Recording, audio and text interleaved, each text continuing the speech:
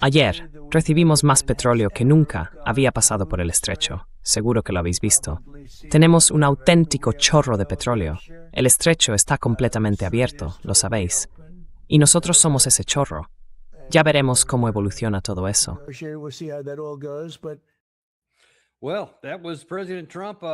Bueno, eso fue el presidente Trump hace unas 2 semanas, hablando de que hay un auténtico chorro de petróleo, que el estrecho de Hormuz está abierto y que todo va bien.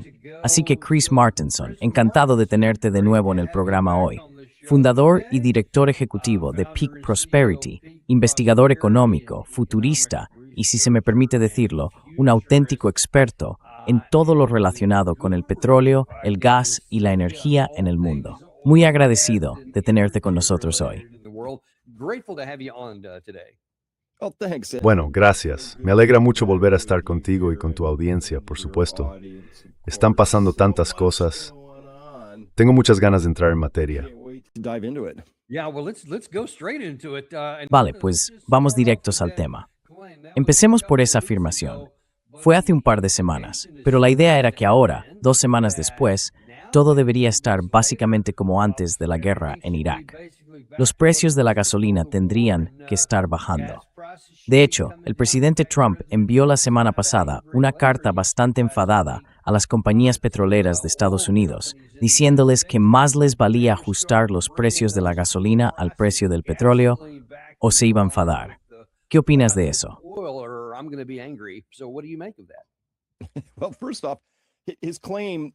Bueno, para empezar, su afirmación de que esto es un chorro de petróleo, que es la mayor cantidad que ha pasado nunca por el estrecho, no es cierta. Se refería a un solo día en el que pasaron 19,1 millones de barriles, lo cual está bien. Pero quiero ponerlo en contexto. El promedio de todo el año 2025, antes de la guerra, era de 21 millones de barriles diarios de petróleo, más productos. Así que bueno, fue un poco de hipérbole, una afirmación algo exagerada, eso es cierto. Y además, cuando dijo que el estrecho está abierto, tampoco es verdad, porque ya sabes, hay muchos barcos que ahora mismo no están transitando, y nosotros nos estamos centrando en el petróleo.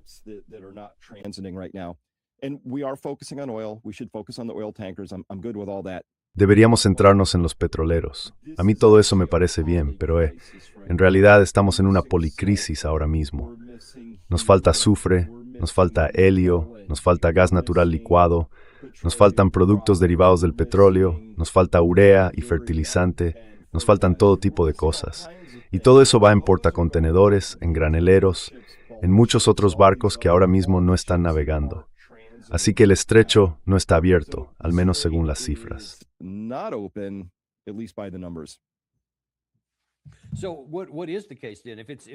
Entonces, ¿cuál es el caso si no ha subido? Creo que vi, quizá anteayer, que estamos en torno a 1/3 de lo habitual, porque el comentario del presidente Trump hablaba de 19 millones de barriles al día, dando a entender que ese es ahora el flujo. Pero yo vi ayer, o el día anterior, que el flujo está en torno a 1/3, lo cual es mejor que antes, pero no llega a 2/3.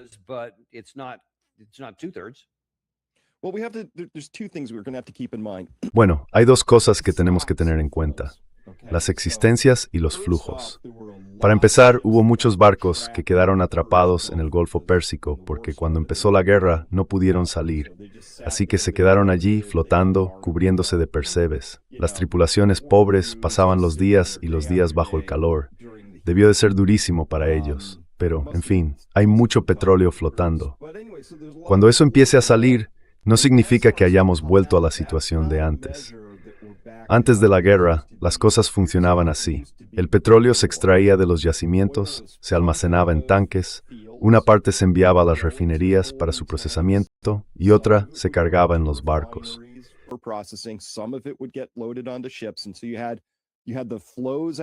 Así que tenías los flujos saliendo y las reservas ahí acumuladas. Luego llegó la guerra y con ella muchos daños en la infraestructura. Aún no sabemos cuánto exactamente, pero sí sabemos que habrá que hacer reparaciones en algunas refinerías que fueron alcanzadas en Qatar, en Omán, en Arabia Saudí, incluso en Kuwait. Así que está eso. El hecho de que haya todo este petróleo flotando, listo para salir disparado, no puede tomarse como una medida de nada, salvo que, de repente, ha salido mucho petróleo. Lo que realmente queremos es volver a ver un equilibrio estable. Petroleros que llegan, petroleros que se van, y todos esos campos produciendo de nuevo a sus niveles normales. Eso será la normalización completa.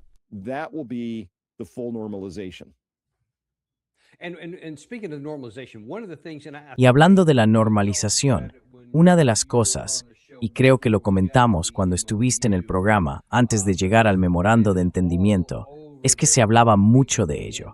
Mucha gente del sector advertía, ya desde el principio, incluso antes del alto el fuego, sobre el problema del petróleo retenido. Cuando se llenaron todas las instalaciones de almacenamiento en el Golfo y hasta en Irán, tuvieron que parar la producción porque no tenían dónde guardarlo, ya que no podían cargarlo en los petroleros, y no se sabía qué pasaría cuando volvieran a abrir las válvulas. ¿Puedes contarnos cómo va ese proceso ahora que ya tenemos algunos datos?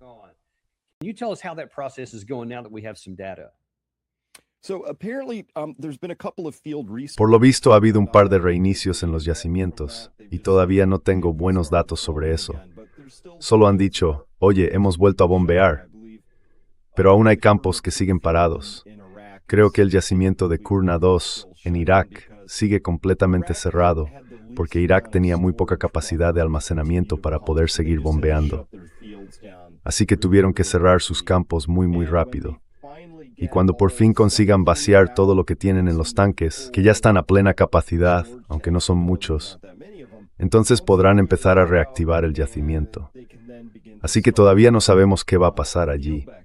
Pero lo que suele ocurrir, sobre todo con este tipo de campos que tienen allí, es que cuando los paras y los vuelves a poner en marcha, siempre se produce un pequeño daño.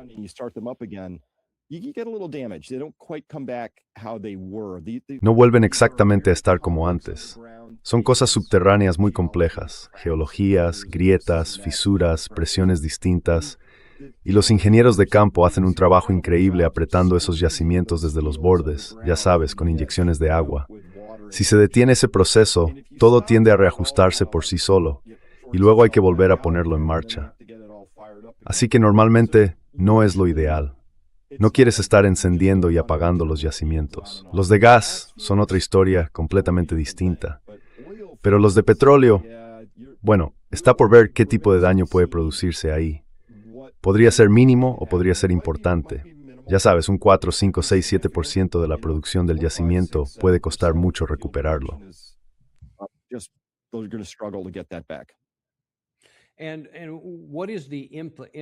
¿Y cuál es el impacto de todo esto? Sé que últimamente has estado publicando algunas cosas sobre la Reserva Estratégica de Petróleo. Te voy a pedir que hables de eso en un momento. Pero recuerdo algo que comentaste cuando te tuvimos aquí antes de que se firmara el memorando de entendimiento. Dijiste, bueno, claro, en ese momento teníamos bloqueos por todas partes y todo estaba paralizado. Dijiste que una vez se resolviera y se reabriera todo, aún así iba a tardar unos meses en recuperarse. Primero hasta un 50%, luego un 80%, y que no volvería a la normalidad hasta final de año. Y advertiste que eso podría provocar precios del petróleo mucho más altos a finales del verano o principios del otoño. Ahora que ya tienes datos, ¿puedes actualizarnos sobre cómo está esa situación?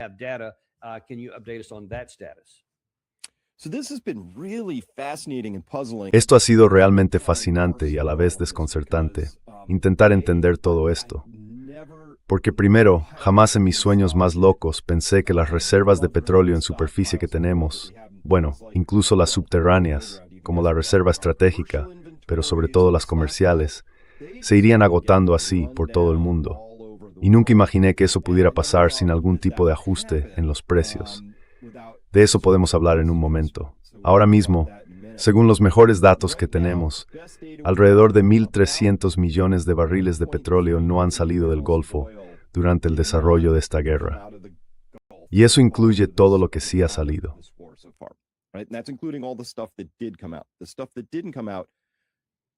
Lo que no salió, Daniel, son 13 días de producción. 13 días de producción y consumo a nivel mundial. No solo 13 días en el Golfo. Quiero decir, son 13 días de petróleo que el mundo no tiene y que no puede quemar, y que además no estuvo disponible para usos económicos.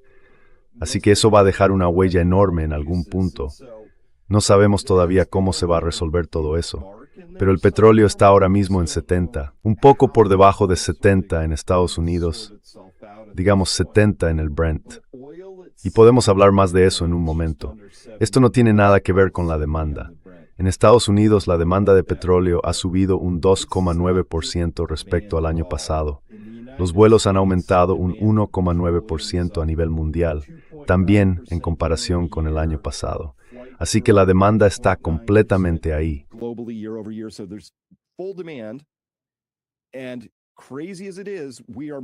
Y por increíble que parezca, seguimos con déficit. Aunque se ha recuperado más o menos un tercio de los flujos desde el Golfo, todavía estamos cortos. Eso nos deja, no sé, quizás 6 o 7 millones de barriles al día que simplemente faltan ahora mismo. Esto nos está obligando a tirar cada vez más de las reservas. En algún momento esto tendrá que resolverse, espero que no de forma violenta, que es lo que en mi opinión pasará, una violencia económica. Si llegamos a vaciar los tanques, será una gran crisis. Ya sabes, racionamiento de gasolina, apagones, sacar las cámaras térmicas y los centros de datos para coordinar la respuesta. Me preocupa un poco que sea hacia ahí donde nos dirigimos.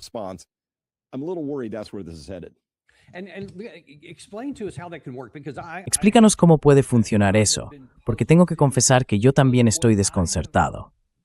Porque según lo que entiendo de los fundamentos del sector del petróleo y el gas a nivel mundial, la oferta, la demanda y todo eso, si recordamos, creo que se llamaba Oil Shockwave en 2005, y otros ejercicios parecidos, ellos calculaban que una caída de alrededor del 5% en el suministro tendría efectos catastróficos y en cadena. Y sin embargo, ahora hemos tenido una reducción incluso mayor y no hemos visto ni una fracción de esas consecuencias. ¿Qué fue lo que se interpretó mal entonces en Oil Shockwave 2005? ¿O qué es lo que ha cambiado hoy? ¿Por qué lo estamos haciendo? ¿O ese día de problemas todavía está por llegar, ahí en el horizonte? Creo que es la opción C. No tengo muchas buenas explicaciones para lo que estamos viendo ahora mismo, salvo que esta es una forma increíblemente irresponsable de hacer negocios.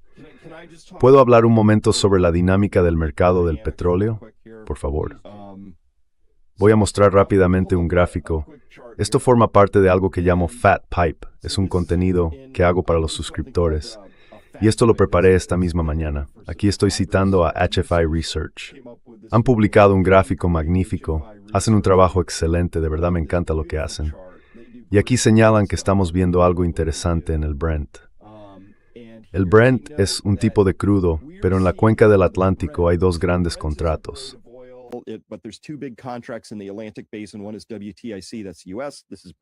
Uno es el WTI, que es el de Estados Unidos. Este es el Brent, el petróleo Brent. Y resulta que las posiciones cortas en el contrato del Brent están en el nivel más alto de la historia. Eso significa que los operadores, entre comillas, operadores, están tan cortos como nunca antes. Están súper cortos, justo cuando las reservas están en su nivel más bajo de todos los tiempos. Normalmente, y así ha funcionado siempre, como en aquel Oil Shockwave de 2005, cuando las reservas bajan, los precios empiezan a ajustarse muy rápido, pero en este caso no se están ajustando porque por alguna razón esos operadores están tan cortos como les posible. Esa es una forma de verlo. Y luego tengo aquí, John Kemp propuso... Perdona, Chris, si ¿puedes explicar brevemente qué significa estar en corto? Claro, si tú o yo quisiéramos participar o especular en los mercados del petróleo, lo que haríamos sería abrir una cuenta de futuros. Y ahí tienes dos opciones. Puedes ponerte largo en petróleo, es decir, compras un contrato, o puedes ponerte corto, que significa vender un contrato. Ahora bien, para la mayoría de la gente, para la mayoría de los operadores, ni tú ni yo vamos a producir nunca un barril de petróleo. Yo tampoco voy a recibir uno. No somos productores ni consumidores reales en esta historia, pero sí somos especuladores, y los especuladores dominan de verdad estos mercados. De hecho, el comercio de papel en petróleo suele ser más o menos de 50-1 en comparación con la producción y el consumo reales.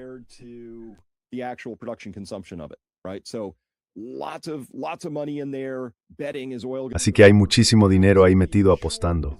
¿Va a subir el precio del petróleo o va a bajar? Estar en corto significa apostar a que el precio del petróleo va a bajar. Así que vendo petróleo, me pongo corto, cojo uno de estos contratos y lo vendo, y entonces otra persona lo compra. Ahora están al máximo de posiciones cortas, lo que significa que la proporción entre las apuestas largas y las cortas está en el nivel más extremo que se ha visto. Bueno, al menos en estos 15 años de datos. Aquí tenemos un gráfico de John Kemp que muestra precisamente esa proporción.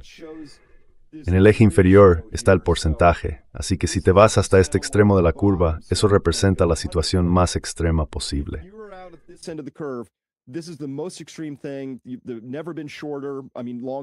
Nunca habían estado tan cortos, bueno, quiero decir tan largos. Esto está en el extremo alto. Aquí se muestra la proporción. Los gestores de fondos habrían estado 20-1 en posiciones largas frente a cortas, o sea, muy largos. En marzo de 2026, el 31 de marzo, estaban 12-1 en largo frente a corto. Y ahora apenas un par de meses después, marzo, abril, mayo, estamos en el percentil 0. Eso significa que, en los últimos 15 años de datos, desde 2011 hasta 2026, los gestores de fondos nunca habían sido tan bajistas con el petróleo. Nunca habían tomado una posición tan extrema apostando a que el precio del petróleo va a bajar.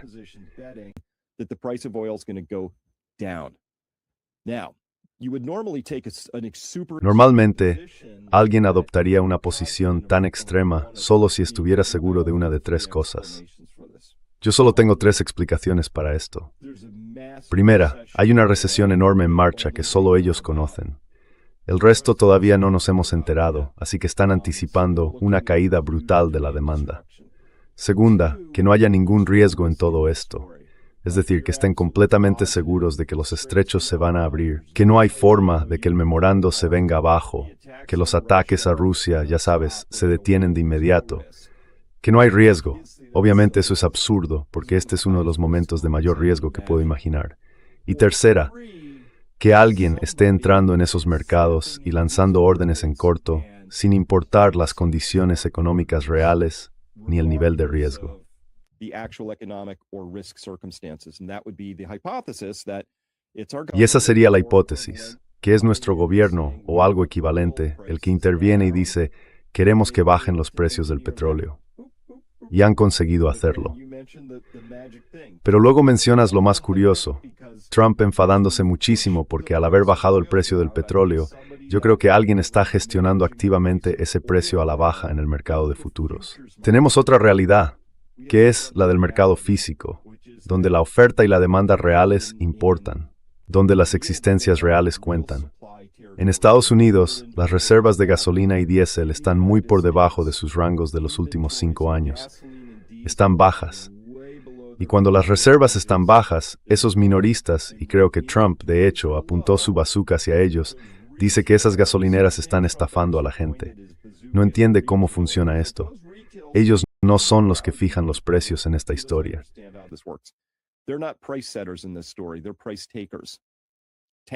Son tomadores de precios. Llegan los camiones cisterna desde los centros de distribución y esos productos ya tienen un precio, ¿vale? ¿Y los centros de distribución son los que fijan el precio? No. Todos están pujando por el petróleo, el gas y el diésel que haya disponible saliendo de las refinerías. Y las refinerías son las que fijan el precio tampoco. Están trabajando al máximo, todo lo que pueden, y luego venden su producto al precio que marque el mercado de ofertas.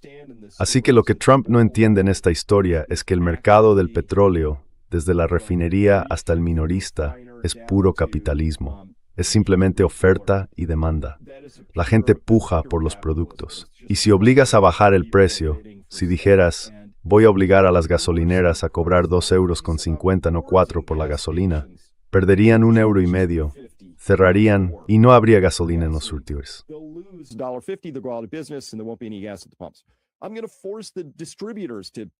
Voy a obligar a los distribuidores a venderlo a ese precio. Bueno, pues entonces no van a poder pujar desde aquí, porque ¿sabes qué? Esas refinerías van a coger el producto, lo van a cargar en un petrolero y se lo van a vender a quien en cualquier parte del mundo esté dispuesto a pagar $4 por galón. Así que, a menos que Trump esté dispuesto a romper literalmente todo el mercado mundial del petróleo y nuestra posición en él, lo que sería una de las cosas más disparatadas que se hayan hecho nunca, esta es la situación. El precio aparente del petróleo, el que sale en los futuros, es de $70, pero el precio real en la gasolinera corresponde a un petróleo que está entre $100 y $110. Y eso tiene razones que se pueden entender y explicar.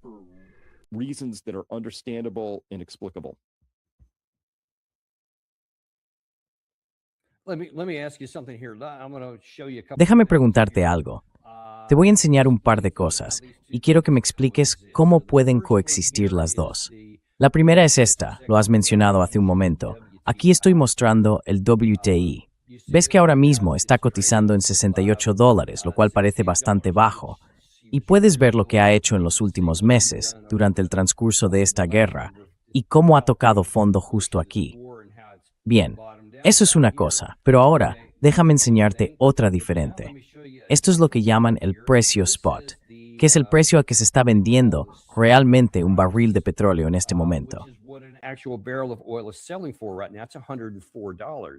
Son $104. Entonces, ¿cómo reconciliamos esas dos cifras? A ver si consigo que el ordenador deje de volverse loco. $104, eso es muy distinto. Quiero decir, hay casi, no sé, $35 o $36 de diferencia entre ambas. Y corrígeme si me equivoco, pero eso es lo que, cuando hablamos de lo que las compañías petroleras o quien sea van a cobrar realmente por un galón de gasolina, se basa en lo que pagaron de verdad por el combustible, ¿no? Me refiero al petróleo que se convierte en gasolina y no a ese precio teórico del papel.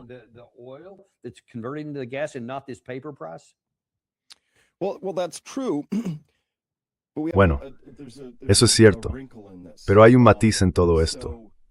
Resulta que aunque tú o yo podríamos comerciar con futuros del petróleo a $68 el barril y divertirnos con eso, también hay participantes legítimos como los productores reales que venden su petróleo a futuro.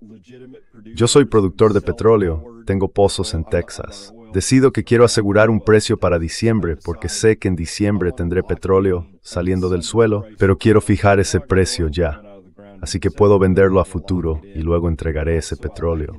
Y hay gente que lo comprará. Están las refinerías, por ejemplo. Aunque el precio actual al contado sea de 100, lo único que tienen que hacer es irse un mes más adelante, ¿verdad?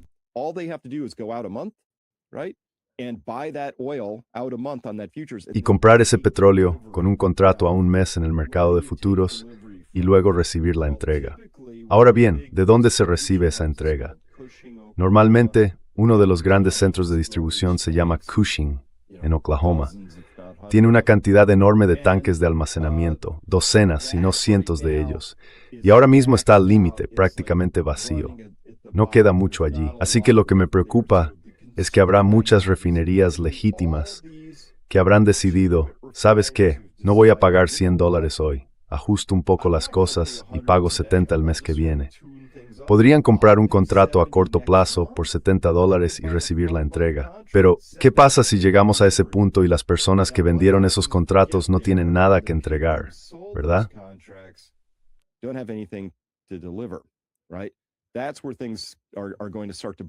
Ahí es donde las cosas van a empezar a desmoronarse.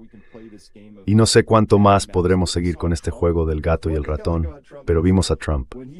Y una cosa que me gusta de Trump es que cuando habla, no tiene filtros, ¿verdad? Hace solo 2 semanas dijo algo así como, oye, estamos a unas 4 semanas del Armagedón, básicamente una catástrofe económica, los mercados por los suelos, vamos a quedarnos sin recursos. Eso fue hace 4 semanas. Y las tendencias, bueno, hace 2 semanas seguían igual, Daniel.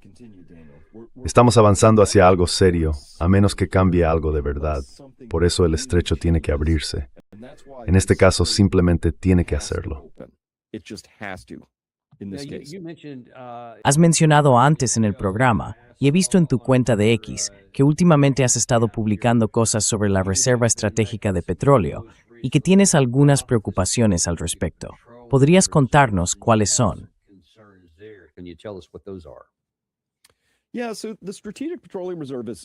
Sí, bueno, la Reserva Estratégica de Petróleo es... Espera un segundo, voy a sacar aquí un par de cosas. Vale, hagámoslo así. Mucha gente habla de esto, y pensé, ¿sabéis qué? Deberíamos ponernos todos en la misma página, tener claro de qué estamos hablando. Todos hemos visto esos gráficos. Aquí se muestra la cantidad de petróleo en la Reserva Estratégica de Petróleo, empezando desde 1980.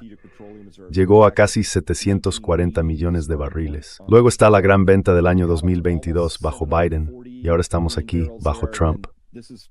Y por cierto, tenemos más o menos la misma cantidad en la reserva que en 1983. Leí todo el informe, y la verdad era un buen informe.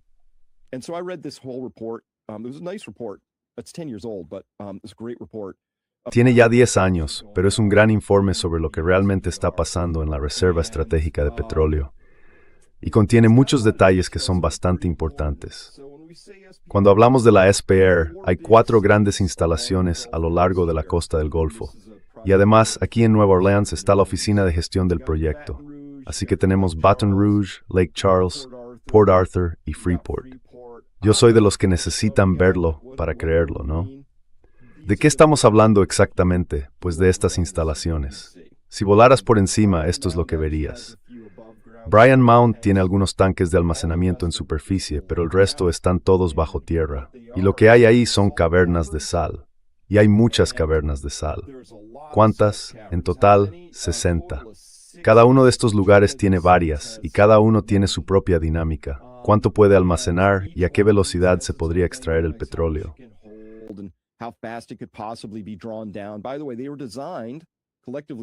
Por cierto, se diseñaron colectivamente para poder extraer hasta 4,4 millones de barriles al día si fuera necesario. No hemos tenido que llegar a eso.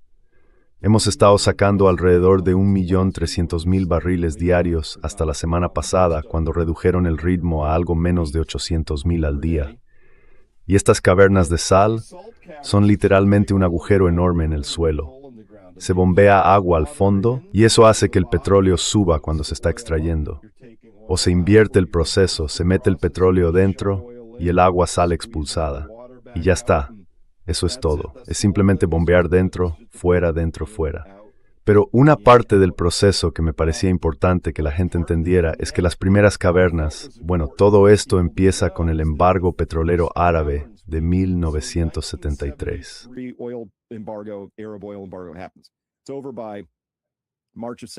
Todo eso terminó en marzo de 1974. Ese año el Congreso dijo algo así como, tenemos que hacer algo con esto. Así que se pusieron a correr y preguntaron, bueno, ¿qué podemos hacer? Y a alguien se le ocurrió una idea brillante. Oye, tenemos esas viejas cavernas de sal, de las que Morton Salt y otras empresas sacaban sal. ¿Por qué no las llenamos de petróleo? Buena idea, porque el petróleo no disuelve la sal, así que es bastante estable. Y eso fue lo que hicieron. Pero esas primeras cavernas, Daniel, se llamaban cavernas de reserva de almacenamiento temprano, o ESR por sus siglas en inglés. No estaban diseñadas para guardar petróleo, sino para extraer sal del suelo de forma barata. Así que no son muy estables, y se las conoce como cavernas de extracción de un solo ciclo. Es decir, si van a vaciarlas, si van a sacar el petróleo, solo se puede hacer una vez, porque después de esto queda dañada.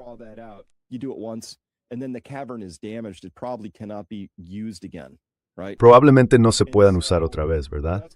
Y eso es porque tienen esas formas tan raras.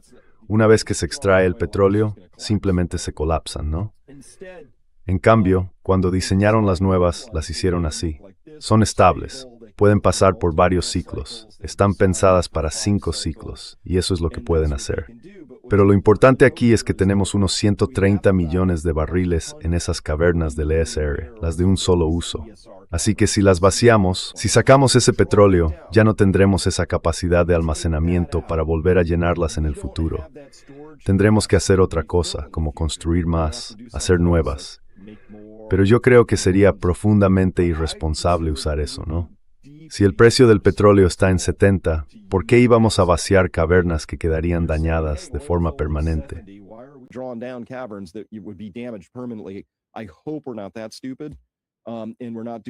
Espero que no seamos tan estúpidos y que no estemos haciendo eso. Pero es difícil conseguir datos reales individuales de cada caverna del Departamento de Energía. Bastante difícil. En fin, esas son algunas de las realidades. Pensé que sería útil que la gente entendiera que cuando decimos SPR estamos hablando de 60 cavidades en el suelo, algunas de las cuales solo se pueden usar una vez. Y es bastante. En Shaktov, casi toda la capacidad de almacenamiento de ese sitio es ESR. Así que repasé un par de ideas y si decimos, bueno, veamos aquí en esta tabla de ese gran informe, dicen que el vaciado máximo nunca nunca debe bajar del 10% en ninguna caverna.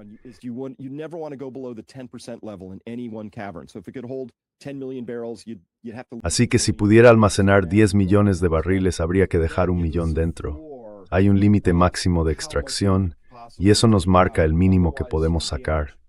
De lo contrario, se dañan los distintos tipos de cavernas, estén diseñadas para eso o no. Entonces dijimos, vale, ¿cuál sería el 10%? Pues bien, la capacidad total era de 713 millones de barriles.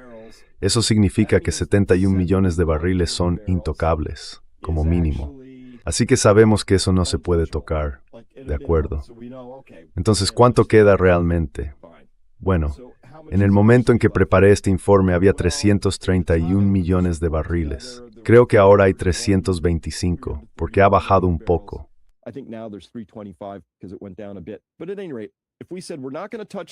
En cualquier caso, si decimos que no vamos a tocar los 130, ni tampoco esos otros mínimos, eso significa que nos quedan, unos 143 millones de barriles a los que podríamos recurrir en esta fase. Entonces dices, bien, 9 millones de barriles por semana, ¿cuánto tiempo tenemos? Pues eso nos da unas 16 semanas desde el momento en que publiqué esto la semana pasada. Eso nos lleva, como mucho, hasta el 4 de octubre. Pero hay otra cosa que quería mencionar aquí, y hay muchos detalles en los que no hace falta entrar, aunque de hecho, Pepe Escobar informó de que el Departamento de Guerra ahora dice que, 243 millones es en realidad el mínimo. No es exactamente así.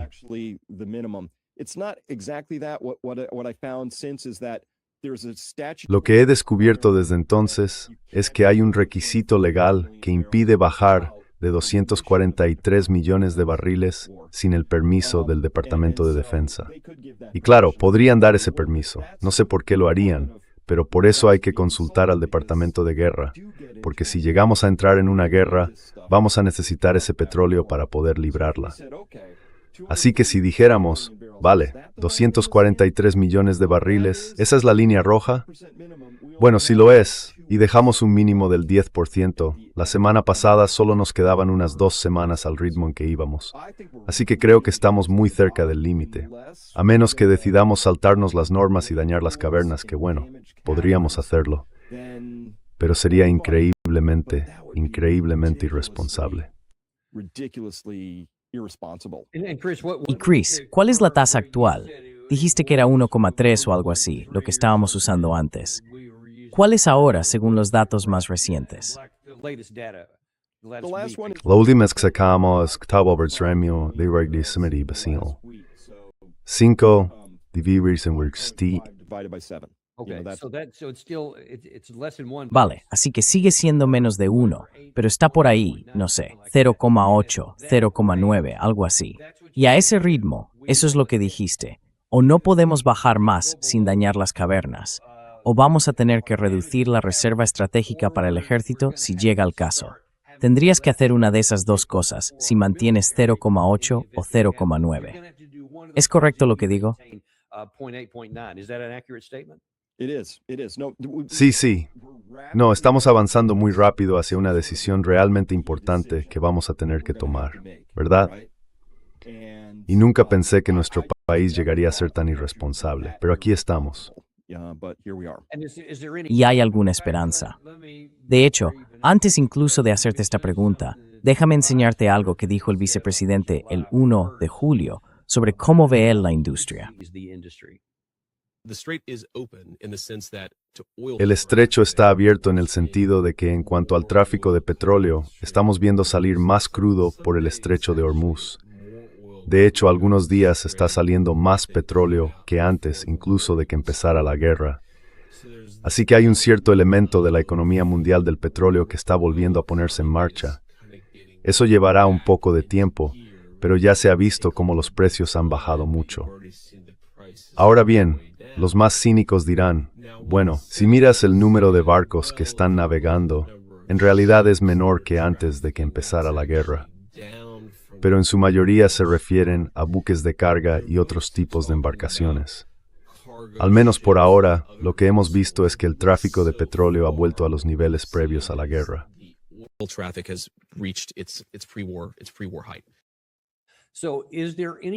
¿Hay alguna posibilidad de que a partir de ahora y durante esta semana salga suficiente petróleo adicional del Golfo Pérsico como para que no tengamos que reducir esos 800 o 900 mil barriles diarios?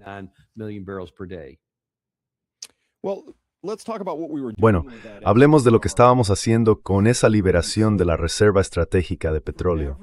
Por cada barril que hemos sacado de la reserva como país, la mitad se ha cargado en un barco y se ha enviado al extranjero, a algún sitio. Simplemente lo vendimos. Lo vendimos, sí.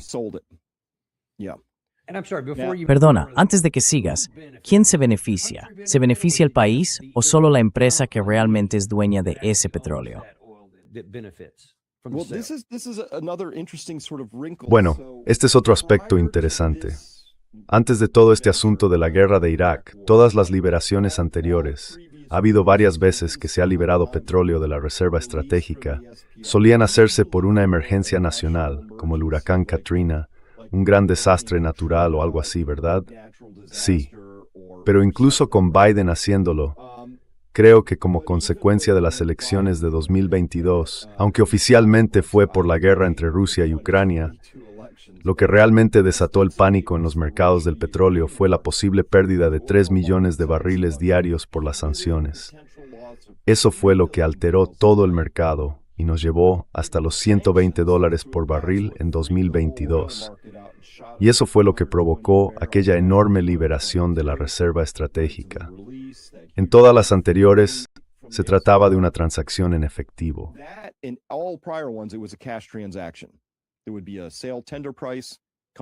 Habría un precio de licitación, las empresas presentarían sus ofertas. Supongo que normalmente se lo llevaría quien ofreciera más y entonces pagarías en efectivo. Ese dinero va al tesoro y tú obtienes el petróleo. Pero esto es distinto. Estas liberaciones se estructuraron al comienzo de la guerra de Irak de una forma completamente diferente. Venían con una prima del 18 o incluso del 20%. Es decir, si yo sacaba 1 millón, luego tendría que devolver 1.200.000 barriles. Así que lo que pasó fue que las empresas implicadas en esto, como el petróleo estaba tan caro en ese momento, pero era más barato a futuro por esa enorme backwardation, ese es el término que se usa en el mercado de futuros del petróleo, aprovecharon esa diferencia.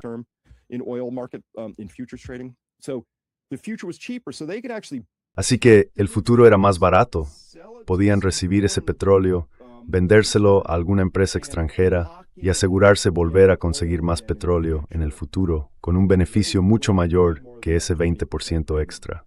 La diferencia estaba entre un 30 y un 35%. Básicamente estaban haciendo dinero a manos llenas. Sacaban el petróleo, lo vendían al mejor postor y luego fijaban una entrega futura de crudo para más adelante. Pero aquí es donde aparece el problema del que te hablaba. Las personas que compraron esos contratos a meses vista van a exigir la entrega del petróleo. Así que vaciar la reserva estratégica hoy pone más petróleo en el mercado, sí, pero también crea una demanda adicional de crudo en el futuro, a menos que rompan esos contratos.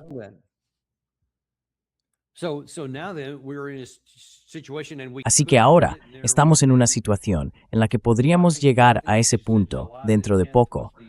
Creo que ella dijo que la fecha exacta era el 10 de julio, según tu evaluación anterior. Si seguimos manteniendo ese ritmo de uso de la reserva estratégica de petróleo, vamos a llegar al primero de esos momentos de decisión. O bien vas a tener que, digamos, dañar las cavernas, o vas a tener que decirle a Pete Hegseth, oye, lo siento, pero vamos a coger parte de tu petróleo. Una de esas dos cosas va a tener que pasar si seguimos así. ¿Es correcto? Sí, totalmente cierto. Pero espero que lo que hagan sea empezar a limitar de verdad las extracciones de petróleo antes de tener que llegar a ese punto. Eso sería lo responsable, decir, bueno, no vamos a hacer más liberaciones. Y si limitas la extracción, eso va a ejercer presión al alza sobre el precio del barril de petróleo, ¿verdad?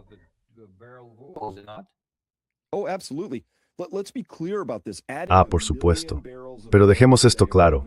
Añadir 1 millón de barriles de petróleo al día, o incluso 1,3 al mercado mundial, es algo importante, ¿vale? No tan grande como que China deje de importar entre 4 y 5 millones de barriles diarios. Pero bueno, eso es otra historia. Hemos visto los cambios y vaivenes más drásticos en todo esto. Y escucho al vicepresidente J.D. Vance decir algo así como, bueno, las cosas se están recuperando. Estamos volviendo a la normalidad. Ahora mismo estamos muy lejos de ser normales.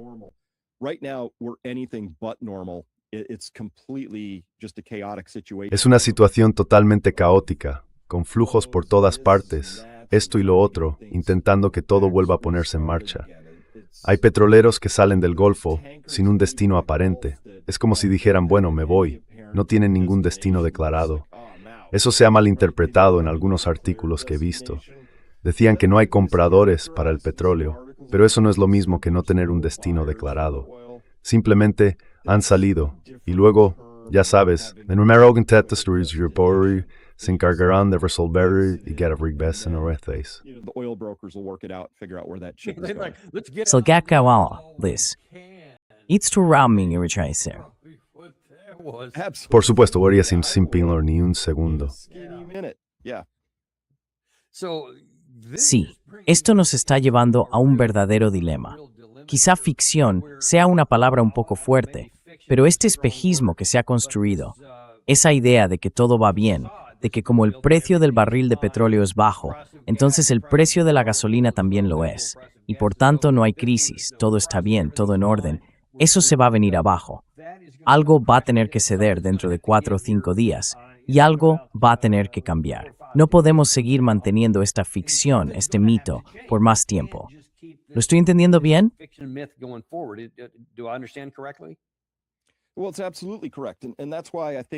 Bueno, es totalmente cierto, y por eso creo que hay mucha presión entre bastidores sobre Trump para que vuelva a abrir esto. Verás, cuando dije que hizo aquella declaración tan extraña, algo así como es una catástrofe global, estamos a semanas de que ocurra, creo que después le echaron una buena bronca a personas que sabían realmente de qué hablaban. Creo que los directivos de la industria petrolera, sabíamos que la semana anterior habían visitado la Casa Blanca, debieron de exponerle la realidad de la situación. Así que, en mi opinión, la realidad es que estamos ante el mayor shock petrolero de la historia mundial. Faltan millones y millones de barriles al día, cuando el mayor shock anterior rondaba entre 1 y 1,5 millones de barriles diarios. O sea, esto es muchísimo más grande. Aún no tenemos ni de lejos unos flujos normales.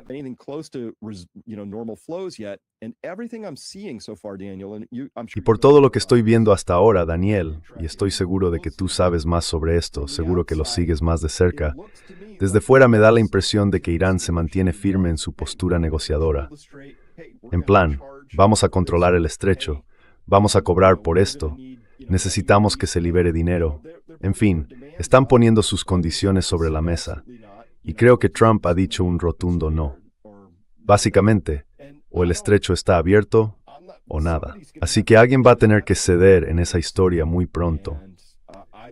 Y creo que lo sabremos probablemente en las próximas semanas, porque Estados Unidos necesita que el estrecho esté abierto, pero no quiere dar la impresión de que pierde en el terreno diplomático, pero lo necesita abierto. Esa es la tensión ahora mismo, y diría que es bastante seria.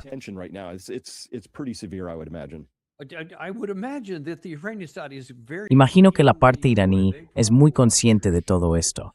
Probablemente vean tu programa. Seguramente están muy al tanto, teniendo en cuenta su participación en la industria del petróleo, de todo lo que acabas de mencionar, quizá incluso de información confidencial. Y eso endurecería su posición en las negociaciones. ¿Por qué iban a ceder si a corto plazo pueden conseguir algunas concesiones o causar cierto daño económico a Estados Unidos, algo que el presidente Trump no va a querer? Sí, no, creo que los dos lo hemos dicho desde el principio. El tiempo juega a favor de Irán.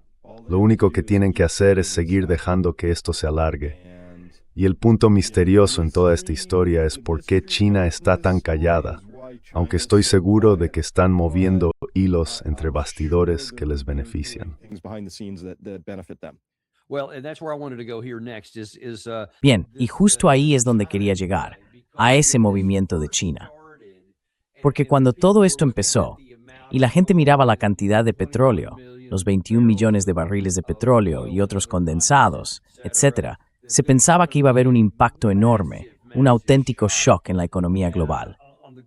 Pero una de las razones por las que eso se suavizó fue porque China empezó, corrígeme si me equivoco, pero creo que empezó a comprar unos 5 millones de barriles diarios menos y a tirar de su propia reserva estratégica, que es mucho mayor que la nuestra. Y eso ayudó a contener los precios para todo el mundo.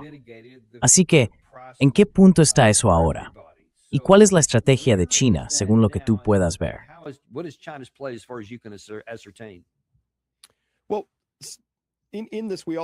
Bueno, en todo esto también tuvimos una delegación comercial en medio de la situación.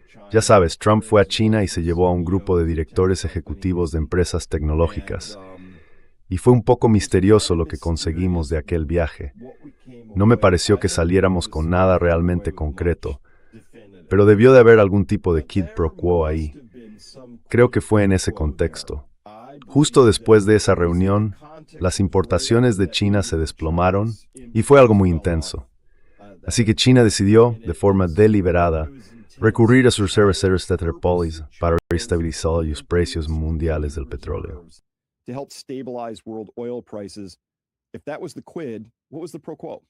Si eso fue el quid, ¿cuál fue el pro quo? Exacto. Ellos sacaron algo de todo esto, ¿no? Y todavía no sabemos qué es. Pero quiero señalar, curiosamente, que una de las principales exportaciones a Estados Unidos en el primer trimestre de este año es lo que se llama oro no monetario. 47,000 millones de dólares. Un récord histórico. Salieron de nuestro país unas 10 millones de onzas. Me pregunto si quizá fue eso. Tal vez. No lo sé. No lo sé. Hay muchas cosas extrañas que aclarar aquí, pero desde luego China sacó algo de esto, ya sabes. ¿Y cuál es su estrategia actual? ¿Siguen tirando de la reserva estratégica unos 5 millones de barriles al día? Bueno, muchos de esos barcos que han salido hasta ahora, los petroleros cargados que se marcharon, creo que más o menos la mitad han acabado en China. Así que están recuperando esos flujos en este momento. Y también hemos visto, de hecho, algunas entregas iraníes que fueron a Japón. Así que empezamos a ver que los envíos se dirigen hacia el Pacífico ahora mismo.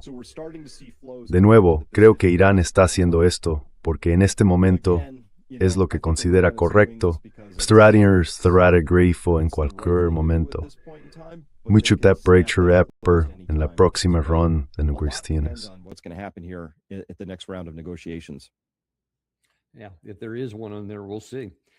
Sí, si hay algo ahí, ya lo veremos. Una cosa más antes de que te dejemos marchar, hablando de la industria del petróleo y el gas. La guerra entre Rusia y Ucrania sigue muy activa.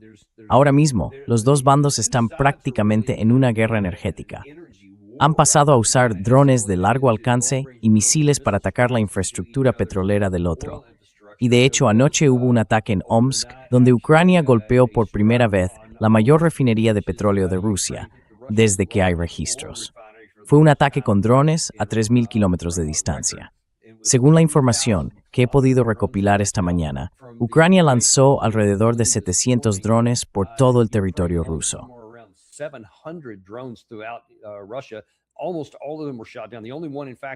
Casi todos fueron derribados. De hecho, el único que parece haber alcanzado un objetivo real fue este en Omsk. Y parece que hay 2 columnas de humo allí, un par de ellas. Así que parece que hubo un par de impactos hasta ahora, al menos hasta el momento en que nos preparamos para este programa. Esos fueron los únicos 2 que vimos confirmados. Pero este es importante. La refinería rusa de Omsk parece bastante grande. ¿Qué nos puedes contar sobre el estado de este ataque? Y hay otra explosión.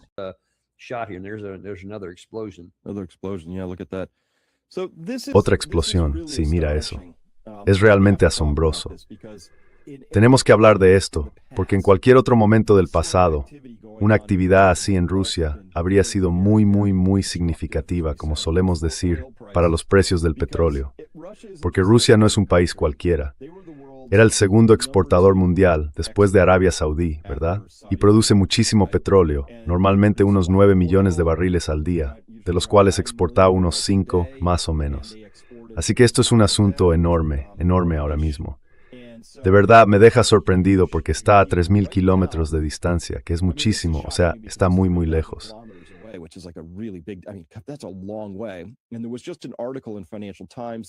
Esta misma mañana, el Financial Times publicó un artículo sobre cómo Ucrania está recibiendo información de objetivos de fuentes estadounidenses, de la inteligencia y del ejército. Así que estamos ayudando a Ucrania a afinar al máximo para llegar hasta allí, esquivar las defensas aéreas, que son móviles y pueden desplazarse. Por eso hace falta un mapeo en tiempo real de cómo vas a, abrirte paso y alcanzar tus objetivos. Y les hemos estado ayudando. Y yo soy lo bastante mayor como para tener esta visión un poco arcaica y extraña de que atacar activamente a una superpotencia nuclear, sin un conjunto claro de objetivos o propósitos definidos, probablemente no sea una buena idea. Pero bueno, hay gente que es así. Quiero decir, obviamente nadie en Europa tiene esa visión tan arcaica. Es como si dijeran, sí, sigue provocando a un lado y a otro, porque Rusia nunca va a hacer nada. Ni siquiera hay que preocuparse por eso. Pero yo sí me preocupo. Y por lo visto tú también.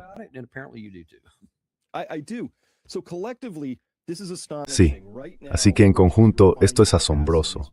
Ahora mismo la capacidad de refinado de Rusia ha caído un 47%. Solo eso ya es una perturbación catastrófica, en los mercados mundiales del petróleo. Puede que lo arreglen rápido. Ya sabes, los rusos históricamente son muy buenos reparando cosas deprisa cuando tienen que hacerlo, pero la cantidad de daños que se están produciendo es impresionante y sigue aumentando. Entonces, ¿cuándo empezó todo esto? Empezó el 2 de marzo. ¿Y cuándo cerramos el estrecho y atacamos a Irán? El 1 de marzo o el 28 de febrero, según donde pongas la línea de fecha. Así que todo está ocurriendo al mismo tiempo y cuesta no verlo como algo coordinado porque Estados Unidos evidentemente está ayudando a Ucrania en esto. Queremos que esto esté ocurriendo.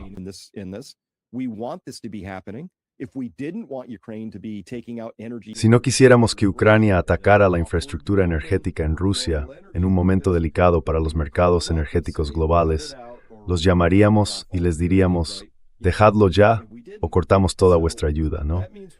Pero no lo hicimos. Así que eso significa que también queríamos que ocurriera.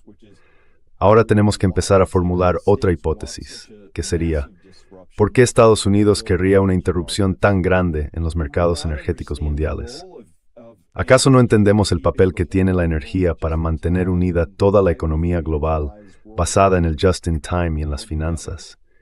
Y además, ¿cómo y por qué China y Rusia se han mantenido tan relativamente calladas sobre esto hasta ahora? Hay muchas piezas aquí que todavía no encajan del todo.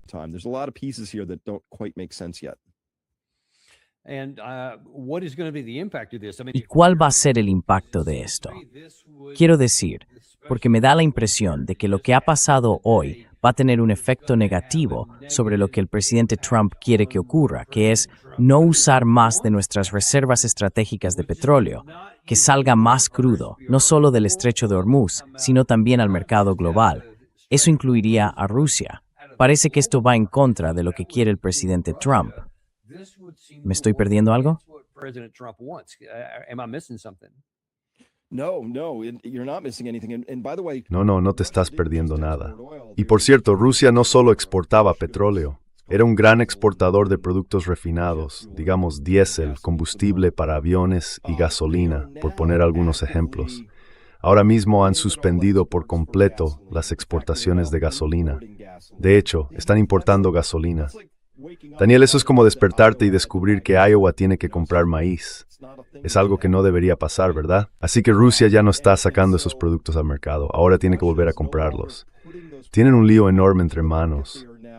Inmense Pinsunly, que son 13 usos horarios de ancho.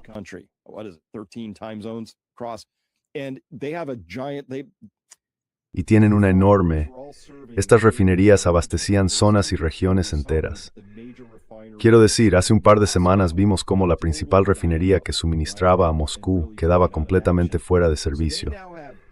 Así que ahora tienen escasez de gasolina y de diésel por todo el país.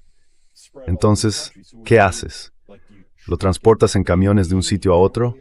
En realidad no tienen oleoductos. Tienen problemas serios sobre cómo van a empezar a resolver eso. Y aunque su crisis energética se manifiesta de forma irregular, siguen siendo atacados con bastante éxito, ¿verdad? Así que en algún momento y de alguna manera van a tener que responder a todo esto.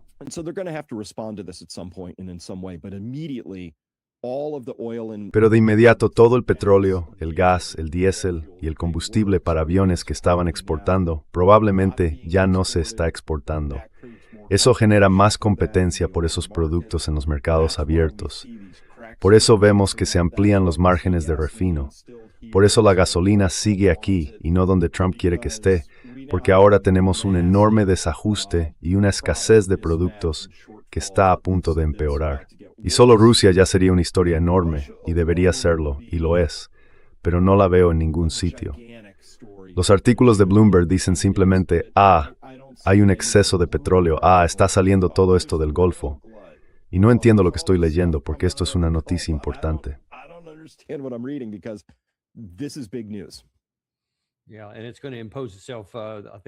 Sí, y va a imponerse por sí misma. Creo que la ficción se va a acabar bastante rápido. Y lo último de lo que me gustaría hablar contigo, que no está directamente relacionado con el petróleo y el gas, pero que es muy importante, es lo siguiente. Me pregunto si podrías comentar las consecuencias de lo que hemos visto hasta ahora. Mencionaste antes el tema de los fertilizantes. La semana pasada, la Casa Blanca anunció, casi sin hacer ruido, un programa de emergencia sobre fertilizantes. La declaración de emergencia para autorizar temporalmente la importación libre de aranceles de fertilizante fosfatado procedente de Marruecos. ¿Qué hay detrás de esto? Y deberíamos preocuparnos.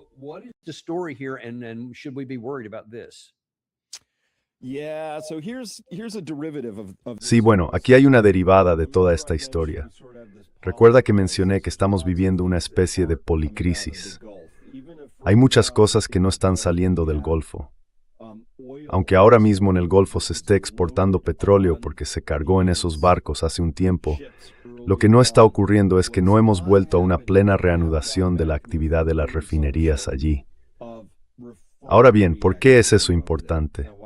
Porque uno de los subproductos del refinado es el azufre.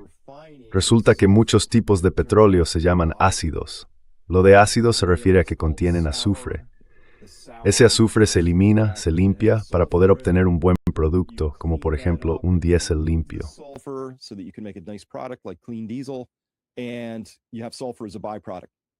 Y el azufre se obtiene como subproducto. Ese azufre luego se convierte en ácido sulfúrico y después se envía por todo el mundo. O bien, exportan el azufre y se convierte en ácido sulfúrico en otro lugar. El problema es que nos falta ácido sulfúrico. Y para transformar la roca fosfática en fertilizante fosfatado, se necesita precisamente ácido sulfúrico. Así que ahora mismo estamos bastante escasos de esa sustancia, y por eso todo está relacionado. Creo que en Florida hay enormes cantidades de roca fosfática. Lo que pasa es que no tenemos una forma sencilla de convertirla en tanto fertilizante fosfatado como quisiéramos.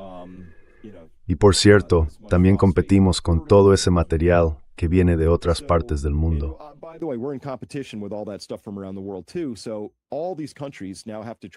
Así que ahora todos esos países tienen que intentar conseguir y competir por la cantidad de fosfato que puedan obtener. Ese sería el primer punto. El segundo, si miras un gráfico del precio del uranio, verías que está subiendo muchísimo. Y en las últimas semanas, 4 minas han anunciado que han tenido que suspender sus operaciones por falta de ácido sulfúrico. Así que este es un producto derivado muy importante de esa región del Golfo. Va mucho más allá del petróleo, ¿sabes? Porque cuando Shody Vance dice algo como, bueno, no tenemos todos los buques de carga pasando, pero los petroleros siguen moviéndose, es como, no, esos buques de carga, los graneleros, son los que transportan el ácido sulfúrico. Y lo necesitamos con urgencia. Es una de esas historias que apenas se están contando en...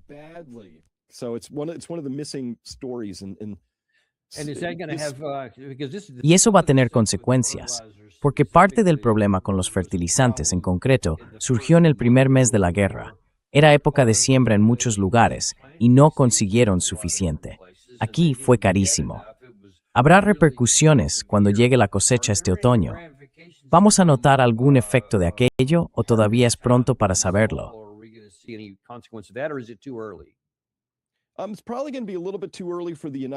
Probablemente sea un poco pronto para Estados Unidos, ya veremos.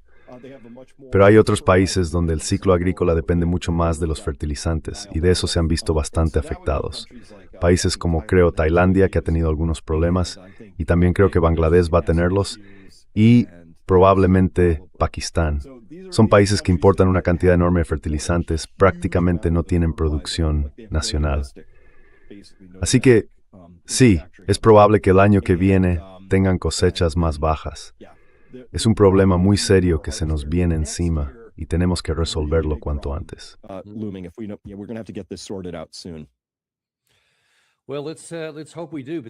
Bueno, esperemos que sí, pero no queda mucho tiempo para poner en orden muchas cosas.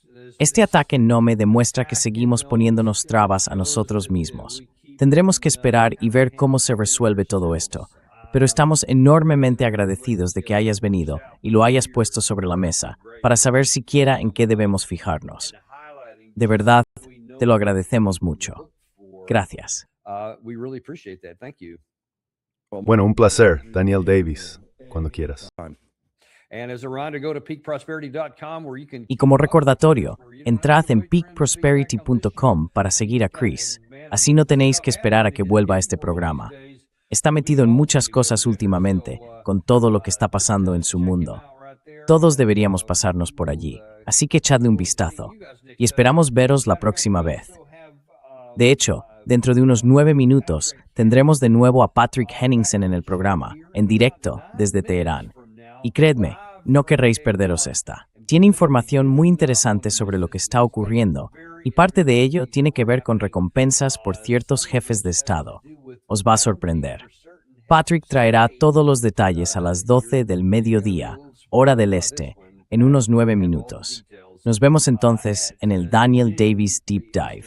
Ya sabéis que no tenemos patrocinadores porque no nos gusta bombardearos con anuncios. A mí no me gustan. Así que si queréis apoyarnos un poco, suscribíos. Dadle me gesto, a Picthur Dovkorski Simporson. And send this to somebody you care about.